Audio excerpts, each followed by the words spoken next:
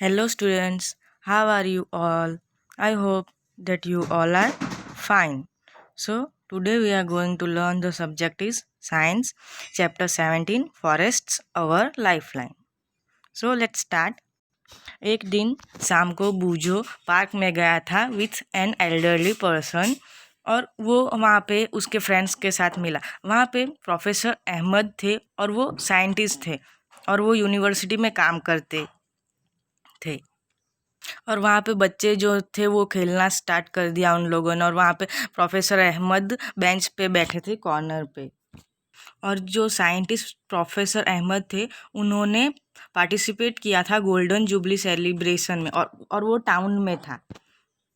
फिर जो बच्चे खेल रहे थे वो प्रोफेसर अहमद के पास जाके बैठे और वो बच्चे लोगों को जानना था कि ये कौन सा सेलिब्रेशन है। तो प्रोफेसर अहमद ने उनको बताया कि कल्चरल प्रोग्राम है।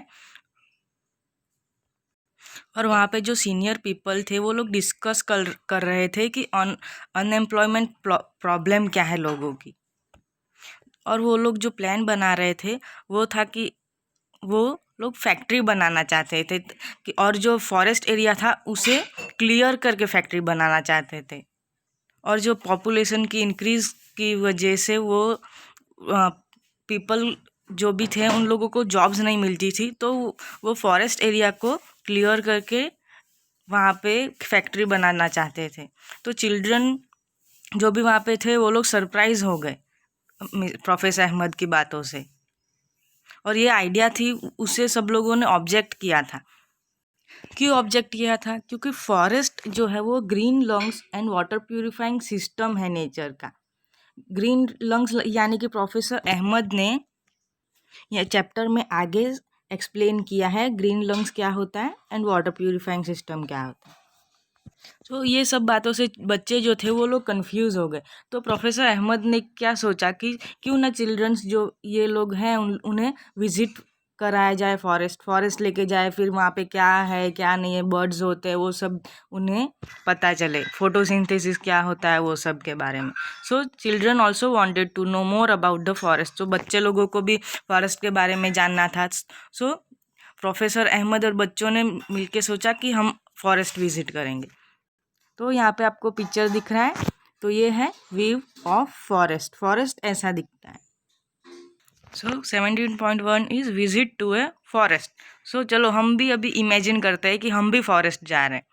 So one Sunday morning, Sunday था और मॉर्निंग में सब बच्चों लोगों ने थोड़ी वस्तुएं पैक की जैसे कि knife, hand lens, stick, notebook and walk together through a forest trail near a village. जो भी गांव था वहाँ से वो लोग ने चलना स्टार्ट किया। फिर उनके रास्ते में वो लोगों का टीबू से मिलना हुआ। वो यंग बॉय था ऑफ द एज, उन्हीं का एज ग्रुप का था।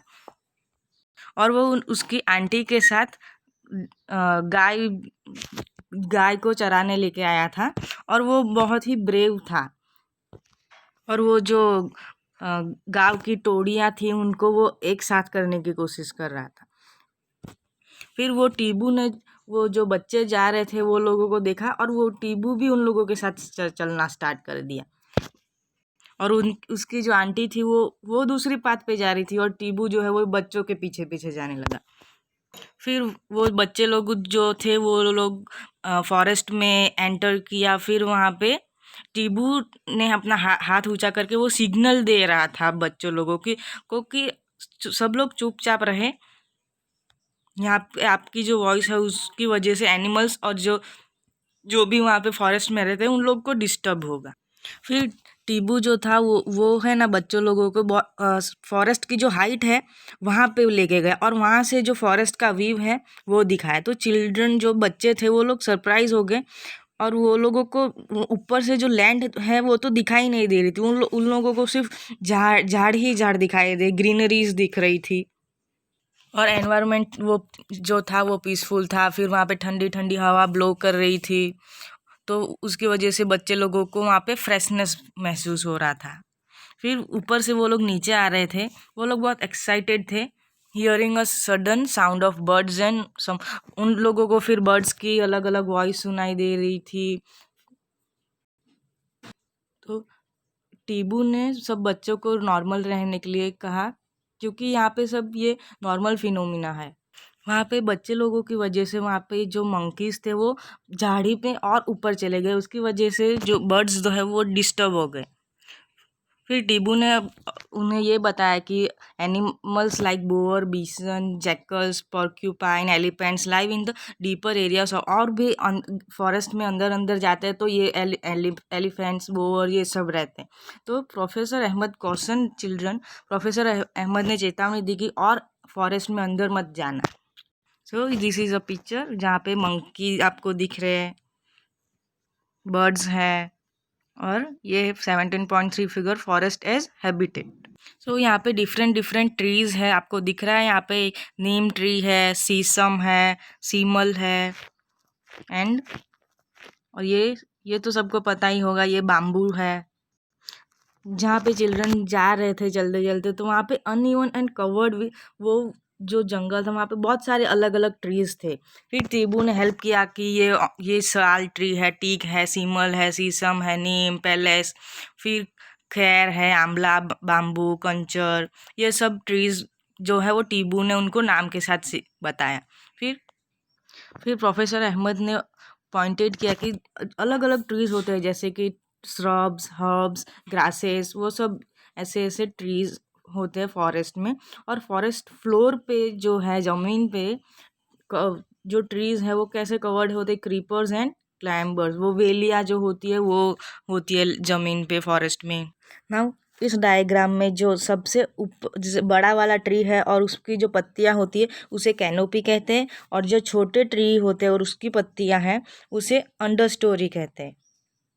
फिर बोजो ने क्वेश्चन किया कि सारे फॉरेस्ट में सेम टाइप के ट्रीज होते हैं? तो प्रोफेसर अहमद ने आंसर दिया, no, due to different climatic condition there are variations in the types of trees and other plants. Climatic changes की वजह से सब ट्रीज अलग होते हैं, प्लांट्स भी अलग अलग होते हैं, और types of animals also differ from forest to, अलग अलग फॉरेस्ट में अलग अलग एनिमल्स रहते हैं। और जो दूसरे चिल्ड्रन थे वो लोग बिजी थे बटरफ्लाई, ब्यूटीफुल बटरफ्लाइज को देखने के लिए, वो यहाँ से वहाँ उड़ रही थी, वो देख रहे थे। फिर वहाँ पे श्रब्स और हर्ब्स पे फ्लावर्स थे, वो देख रहे थे। और यहाँ पे डायग्राम है फॉरेस्ट फ्लोर। अगर हम फॉरेस्ट में जाएंगे तो फ्लोर ऐसा दिखेगा, लैंड जो है वो पत्तियों से घिरा होता है। फिर बच्चों ने वहाँ पे बहुत सारे अलग अलग इंसेक्ट्स, स्पाइडर, स्क्विरल्स, एंड्स, वे सब स्मॉल एनिमल्स होते हैं ऑन द बाक ऑफ द ट्रीज पे और प्लांट लीव्स पे, वो फॉरेस्ट फ्लोर पे ये सब उन्होंने देखा। फिर फॉरेस्ट फ्लोर जो है वो डार्क होता है, वो बच्चे लोगों ने डार्क कलर का फॉरेस्ट फ्लोर देखा वहाँ पे। और वहाँ पे डीकेइंग लीव्स नीचे गिरी हुई देखी, जो सूखी पत्तियां हैं वो देखी उन लोगों ने। और वहाँ पे जो डीकेइंग मैटर था वो मॉइस्ट एंड वार्म होता है, गिल्ला गिल्ला जैसा होता है। अगर हम ज़मीन में पत्तियाँ जो होती है वो हम निकाल के देखें तो वो थोड़ी थोड़ी गिल्ली होती है। फिर बच्चे लोगों ने वहाँ से थोड़े सीड्स, अलग अलग सीड्स लिए, और जो पत्तियाँ थी अलग अलग वो उसका कलेक्शन किया। फिर पहेली ने क्वेश्चन किया कि यहाँ पे तो बहुत सारे ट्रीज़ हैं, अगर हम ये फॉरेस्ट में से ट्रीज को कट कर दे फैक्ट्री बनाने के लिए तो क्या होगा? तो प्रोफेसर अहमद ने बोला कि आप लोगों ने ऑटोट्रॉप्स, हेटेरोट्रॉप्स एंड सेफरोट्रॉप्स तो पढ़ा ही होगा। ये सब जो है वो ग्रीन प्लांट्स है, वो फूड प्रोड्यूस करते हैं। ऑल एनिमल्स वेदर हर्बीवर्स और carnivores depend ultimately on plants for food. Animals जो है वो डिपेंड होते हैं प्लांट्स पे, वही तो वो खाते हैं। For example, grass is eaten by insect, grass को इंसेक्ट खाता है, which in turn is taken by the frog, फिर वो इंसेक्ट को फ्रॉग खाता है। फिर the frog is consume by snake, फिर स्नेक जो है वो फ्रॉग को खाता है। तो this is said to form a food chain. तो ये फूड चेन है, जैसे कि ग्रास इंसेक्ट ग्रास को खाता है, फ्रॉग इंसेक्ट को खाता है, स्नेक फ्रॉग को खाता है, ईगल स्नेक को खाता है। सो ये फूड चेन है। और ये जो अगर इसमें से एक भी फूड चेन डिस्टर्ब हो गया तो ये पूरे फूड चेन को अफेक्ट करता है। तो every part of the forest is dependent on the other part. तो एवरी पार्ट जो फॉरेस्ट का जो एक एक पार्ट है वो डिपेंडेंट होता है दूसरे पार्ट पे। तो अगर हमने एक भी कंपोनेंट को वहाँ से रिमूव किया से ट्रीज, तो दूसरे कंपोनेंट को इफेक्ट होगा वहाँ पे। Now inter relationship of plant, soil and decomposers in a forest. Trees को ग्रोथ करने के लिए ट्रीज को फोटोसिंथेसिस की ज़रूरत होती है। तो ट्रीज को क्या क्या चाहिए होता है, तो ये न्यूट्रिएंट्स चाहिए होता है, डिकम्पोजर्स, सॉइल चाहिए होता है, वाटर चाहिए होता है, कार्बन डाइऑक्साइड चाहिए, फिर ऑक्सीजन, फिर सनलाइट चाहिए। इसमें क्या होता है कि ट्रीज जो कार्बन डाइऑक्साइड लेता है और ऑक्सीजन रिलीज करता है, जो कि हम फिर इनहेल करते हैं ऑक्सीजन को। फिर प्रोफेसर अहमद ने बच्चों को बोला कि यहाँ पे फॉरेस्ट फ्लोर में से एक लीव्स को उठाओ और उसे हैंडलेंस में देखो। तो वहाँ पे उन लोगों ने टाइनी मशरूम्स को, डिकेइंग लीव्स जो था वहाँ पे उन्होंने टाइनी मशरूम्स देखा। वहाँ पे फिर उन्होंने टाइनी इंसेक्ट देखा, मिलीपेड्स देखा, एंट्स देखा, और वो पत्तियों पे डिकेइंग लीव्स पे था। और प्रोफेसर अहमद ने बच्चों को बताया कि यहाँ पे सेवरल ऑर्गेनिज्म और माइक्रो ऑर्गेनिज्म होते हैं सॉइल में, वो लोग लिव करते हैं। इस पहली सोचने लगी कि मशरूम और जो अदर ऑर्गेनिज्म है वो क्या खाते हैं। तो प्रोफेसर अहमद ने बोला कि वो लोग डेड प्लांट और एनिमल टिश्यूज जो है उनको कन्वर्ट करते हैं डार्क कलर्ड सब्सटेंस में, और उसे ह्यूमस कहा जाता है। फिर the micro organism which convert the dead plants and animals to humus. जो माइक्रो ऑर्गेनिज्म है वो डेड प्लांट और एनिमल को कन्वर्ट करता है ह्यूमस में, उसे हम डीकम्पोजर कहते हैं। और ये माइक्रो ऑर्गेनिज्म जो है वो इम्पोर्टेंट रोल प्ले करता है फॉरेस्ट में। ह्यूमस का प्रेजेंस की वजह से जो डेड प्लांट का न्यूट्रिएंट्स और एनिमल्स का न्यूट्रिएंट्स होता है वो सॉइल में रिलीज होता है। फिर ये जो न्यूट्रिएंट्स है वो फिर से एब्जॉर्ब होते हैं roots through the roots of the living plants. So अगर क्या होगा, एनिमल्स डाई कर, अगर एनिमल्स सब नहीं रहेंगे फॉरेस्ट में, तो शीला ने पूछा, तो टीबू ने बोला कि अगर डेड एनिमल्स जो है वो फूड है vultures, crows, jackals and insect का, तो यहाँ पे जो न्यूट्रिएंट्स है वो साइकिल होता है। So nothing goes waste in forest. So forest में जो भी कुछ होता है वो किसी का भी वेस्ट नहीं होता है। फिर पहेली ने याद किया कि प्रोफेसर अहमद ने एक्सप्लेन नहीं किया था कि ग्रीन लंग्स क्या होता है। तो प्रोफेसर अहमद ने एक्सप्लेन किया अभी कि plants release oxygen through process of photosynthesis. Photosynthesis के प्रोसेस से जो प्लांट है वो ऑक्सीजन रिलीज होता है। ये आप लोगों ने 6th स्टैंडर्ड में पढ़ा था। The plant help to provide oxygen for animal respiration. They also maintain the balance of oxygen and carbon dioxide in the atmosphere. Atmosphere में प्लांट्स और ऑक्सीजन और कार्बन डाइऑक्साइड का जो बैलेंस है वो मेंटेन होता है थ्रू प्लांट्स और ट्रीज। सो प्लांट्स में से जो ऑक्सीजन है वो रिलीज होता है, उसे जो एनिमल्स इनहेल करते हैं, फिर एनिमल्स में से जो कार्बन डाइऑक्साइड रिलीज होता है वो प्लांट्स लेते हैं। तो ये जो है वो साइकिल है, कंटिन्यूस होता रहता है। सो इसलिए प्रोफेसर अहमद ने कहा कि फॉरेस्ट्स आर कॉल्ड लंग्स। फिर आसमान में क्लाउड्स देखे, बूझों ने याद किया कि हमने 6th स्टैंडर्ड में वाटर साइकिल देखा था। ट्रीज जो है वो वाटर लेते हैं उस रूट से, फिर रिलीज करते हैं water vapour into the air में, वाटर वेपर रिलीज होता है तो उसे इवापोरेशन कहते हैं। अगर सिर्फ थोड़े ही ट्रीज होंगे तो वाटर साइकिल को कुछ इफेक्ट होगा। तो टीबू ने कहा कि अगर forest is not just home to plants and animals, forest सिर्फ प्लांट्स और एनिमल्स का घर नहीं है। मैनी पीपल, बहुत सारे लोग हैं जो फॉरेस्ट में रहते हैं, और जो भी लोग रहते हैं वो डिफरेंट ट्राइब्स के होते हैं।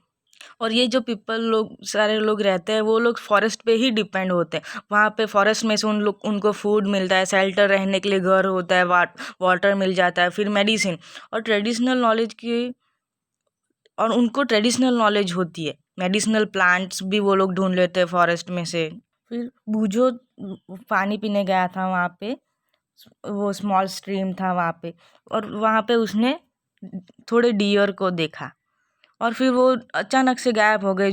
झाड़ियों के जो बुसेस थे वहाँ से वो लोग चले गए, तो बूझो को फिर वो डियर जो थे वो नहीं दिखे। और ये रहा डायग्राम। ये जो डियर यहाँ पे है, जिराफ है। फिर टीबू ने नीचे जब फॉरेस्ट फ्लोर पे देखा तो वहाँ पे फिर वो टीबू ने बच्चों को बुलाया और वहाँ पे जो एनिमल्स के ड्रॉपिंग्स मतलब कि फीट, वो लोग चल के जाते हैं तो उनका जो छाप है वो दिखाया, और वहाँ पे सब अलग अलग फुटप्रिंट थे। तो प्रोफेसर अहमद ने इन्फॉर्म किया कि फॉरेस्ट ऑफिसर जो होते हैं वो कौन से एनिमल्स है यहाँ पे वो सब देखने के लिए वो लोग फुटप्रिंट्स की मदद लेते हैं। फिर बूझो ने सबको बुलाया और उन्हें, और वहाँ पे बहुत बड़ा और डिकेइंग हीप एनिमल का था, एनिमल फुटप्रिंट वहाँ पे था। तो several battles and grubs were feeding on the heap and a bunch of seedlings were sprouting. और वहाँ पे जो सीडलिंग्स था वो हर्ब्स और श्रब्स का था। फिर एनिमल्स जो है वो भी डिस्पर्स करते हैं सीड्स को, फिर वो उससे फॉरेस्ट को हेल्प करता है to grow and regenerate. The decaying animal dung also provides nutrients to the seedlings to grow. फिर प्रोफेसर अहमद ने बताया कि एनिमल का जो डंग होता है उससे भी न्यूट्रिएंट्स मिलता है प्लांट्स को ग्रो करने के लिए। फिर यहाँ पे फिगर है, rain water drips from the trees and seeps into the ground. यहाँ पे रेन हो रही है, फिर ट्रांसपीरेशन एंड इवापोरेशन होता है, close canopy and many layers of vegetation so down the speed of the rain drops. फिर वो रेन ड्रॉप्स है वो नीचे आता है, फिर रूट सिस्टम में जाता है। फिर covered ground with decaying material acts like a sponge. फिर the root system help water to seep down in the, फिर यहाँ पे जो रूट्स है ग्राउंड के नीचे वो उससे हेल्प होता है कि वाटर टेबल में जा सके। फिर अभी शाम होने को आई तो सब लोग फिर से घर जाने की सोच रहे, तो टीबू ने एक शॉर्टकट बताया जाने का कि फिर वहाँ से वो लोग जा रहे थे तो फिर वहाँ पे बारिश होने लगी। Surprisingly they saw that the rain drops were not hitting the forest floor directly. फिर जो बारिश आ रही थी वो हिटिंग डायरेक्ट फॉरेस्ट फ्लोर पे नहीं आ रही थी क्योंकि वहाँ पे बहुत सारी झाड़ियाँ थी, तो धीरे धीरे वाटर जो था, रेन वाटर जो था वो नीचे आ रहा। फिर ट्रीज की लीव्स पे से जो रेन वाटर था वो धीरे धीरे नीचे आ रहा था। सो फिर वो लोगों ने तो ग्राउंड को तो ड्राई देखा। फिर आधे घंटे के बाद रेन स्टॉप हो गई तो उन लोगों ने नोटिस किया कि layer of dead leaves over the forest floor appeared wet. फिर धीरे धीरे वो उन लोगों ने लेयर जो थी डेड लीव्स की वो उन लोगों ने गीली महसूस की। फिर बूझो ने सोचा कि अगर बहुत सारा रेन होता तो यहाँ पे टाउन में फ्लड आ जाता, थ्रू दी फ्लड हो जाता, फिर ड्रेन्स में पानी चला जाता, रोड्स पे अगर बहुत सारा बारिश होगा तो क्या होगा। तो प्रोफेसर अहमद ने बताया कि forest also act as a natural absorber of rain water and allows it to seep. जो फॉरेस्ट है वो नेचुरल एब्जॉर्बर है, जो रेन वाटर होता है उसे एब्जॉर्ब कर लेता है और उसे सीप कर लेता है। इसकी वजह से जो वाटर टेबल है वो मेंटेन रहता है। फॉरेस्ट सिर्फ फ्लड्स को नहीं कंट्रोल करता है, वो फ्लो ऑफ वाटर को भी कंट्रोल कर सकता है। तो on the other hand if अगर ट्रीज ना हो तो बारिश जो है वो डायरेक्टली ग्राउंड पे आ जाए और उसकी वजह से फिर चिल्ड्रन ने टीबू के विलेज में थोड़ा हाफ आवर स्पेंड किया। फिर वो लोग फिर से चलने लगे। फिर वहाँ पे वहाँ का वेदर क्वाइट ठीक होने लगा। फिर वहाँ के विलेज के जो लोग थे वो लोग ने बताया कि सराउंडिंग में जो फॉरेस्ट है उसकी वजह से वो लोग अच्छे से वहाँ पे अच्छे से रेनफॉल होती है। फिर यहाँ पे जो एयर है वो भी ठंडी ठंडी होती है, नॉइज़ पोल्यूशन कम होता है क्योंकि वहाँ पे झाड़ियाँ ज़्यादा थी, तो जो नॉइज़ पोल्यूशन है वहाँ वो झाड़ियों में ही एब्जॉर्ब हो जाती है। यहाँ पे बच्चों ने विलेज की हिस्ट्री पूरी जान ली, फिर वो लोग सरप्राइज थे। फिर 6 साल पहले फॉरेस्ट को क्लियर करके वहाँ पे एग्रीकल्चर फील्ड बनाया। फिर टीबू का जो ग्रैंडफादर थे उन्होंने टीबू को बताया था जब वो यंग थे तब यहाँ पे जो जगह प्लेस थी वो फॉरेस्ट से घिरी हुई थी। फिर वहाँ पे रोड्स आ गए तो वहाँ पे कंस्ट्रक्शन हुआ, बिल्डिंग्स बने इंडस्ट्रियल डेवलपमेंट के लिए। इंक्रीजिंग डिमांड ऑफ, फिर वुड की डिमांड ज़्यादा हो गई तो फिर फॉरेस्ट को काटना पड़ा, तो धीरे धीरे फॉरेस्ट वो वैनिश होने लगा। इसकी वजह से वो हैप्पी नहीं थे।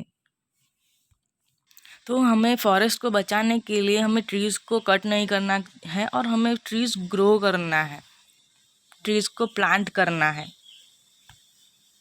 फिर बच्चों ने थोड़े पिक्चर्स लिए थे, उससे इवेंट को ऑर्गेनाइज किया। फिर at the end of the visit professor Ahmad ने चिल्ड्रंस को सम अप करने के लिए बोला कि इम्पोर्टेंस क्या है फॉरेस्ट की। तो बच्चे लोगों ने लिखा कि forest provide us with oxygen, forest से हमें ऑक्सीजन मिलता है। They protect soil and provide habitat to large number of animals. फिर एनिमल्स का जो हैबिटेट है वो फॉरेस्ट से ही होता है। फिर फॉरेस्ट की वजह से हमें अच्छे से रेनफॉल होती है, नेबरिंग एरियाज़ में रेनफॉल अच्छे से होती है। और ये फॉरेस्ट में से हमें मेडिसिनल प्लांट मिलते हैं, timber and many other useful products. We must preserve our forest. तो हमें हमारे फॉरेस्ट को प्रिजर्व करना चाहिए। सो यहाँ पे डायग्राम दिया है।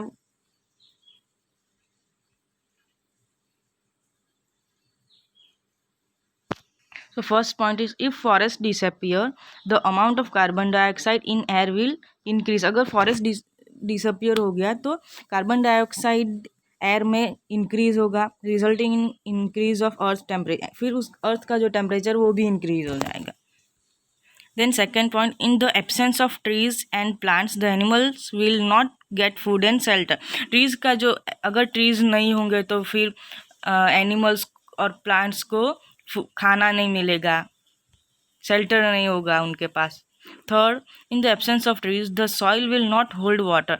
ट्रीज नहीं होंगे तो फिर बारिश भी नहीं होगी, तो फिर सॉइल को वाटर कहाँ से मिलेगा। फिर उसकी वजह से वाटर को, सॉइल जो है वाटर को होल्ड नहीं कर पाएगा, तो उसकी वजह से फ्लड होंगे क्योंकि रूट नहीं होंगे ना, ट्रीज नहीं है तो। फिर fourth point, deforestation will endanger our life and environment. Think what we can do to preserve our forest. फिर डिफॉरेस्टेशन, फॉरेस्ट की कटिंग की वजह से हमारी लाइफ और एनवायरनमेंट में इफेक्ट होगा, तो हमें सोचना चाहिए कि फॉरेस्ट को प्रिजर्व करने के लिए हम क्या कर सकते हैं। सो here we end our chapter. Now exercise question 1, explain how animals dwelling in the forest help it grow and regenerate. Question 2, explain how forest prevent floods. Question 3, what are decomposers? Name any two of them. What do they do in the forest? Question 4, explain the role of forest in maintaining the balance between oxygen and carbon dioxide in the atmosphere. Question 5, explain why there is no waste in forest. Question 6, list 5 products we get from forests. Question 7, fill in the blanks. Question 8, why should we worry about the conditions and issues related to forest far from us? Question 9, explain why there is a need of variety of animals and plants in a forest. Question 10, in figure 17.15, the artist has forgotten to put the labels and directions on the arrows. Mark the directions on the arrows and label the diagram using the following labels: clouds, rain, atmosphere, carbon dioxide, oxygen, plants, animals, soil, roots, water table. Question 11 is, which of the following is not a forest product? Question 12, which of the following statement is not correct? Question 13, microorganisms act upon the dead plants to produce. Thank you. Bye everyone.